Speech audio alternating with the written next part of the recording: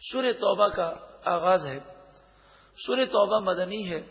قرآن پاک کی ترتیب کے اعتبار سے اس کا نمبر 9 ہے، اور قرآن پاک کے نزول کے اعتبار سے اس کا نمبر 113 ہے۔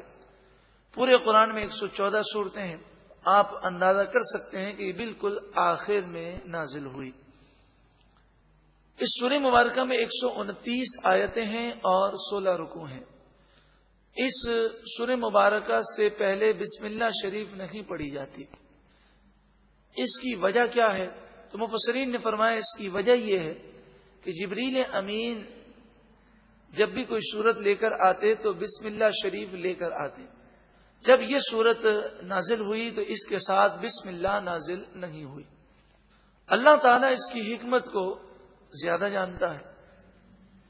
علماء نے ایک حکمت یہ بیان کی کہ چونکہ اس سورہ مبارکہ کی ابتدا میں اللہ کے غضب کا ذکر ہے اور بسم اللہ الرحمن الرحیم میں اللہ کی رحمت کا ذکر ہے، تو چونکہ اس کی ابتدا میں غضب کا ذکر ہے، اس مناسبت سے یہاں پر بسم اللہ الرحمن الرحیم کا ذکر نہیں کیا گیا۔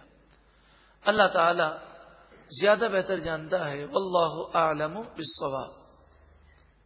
اس سورہ مبارکہ میں کافروں کو 4 مہینے کی مہلت دی گئی ہے۔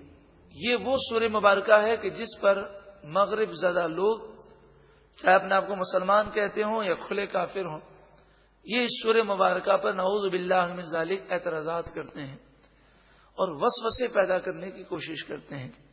تو انشاءاللہ تعالی جب اس سورہ مبارکہ کی تفسیر ہم سنیں گے ابھی، تو اس سورہ مبارکہ کی تفسیر سن کر ان وسوسوں کا جواب بھی ہو جائے گا جو عام طور پر پھیلائے جاتے ہیں۔ الحمدللہ نور قرآن تو عام ہی ہو رہا ہے۔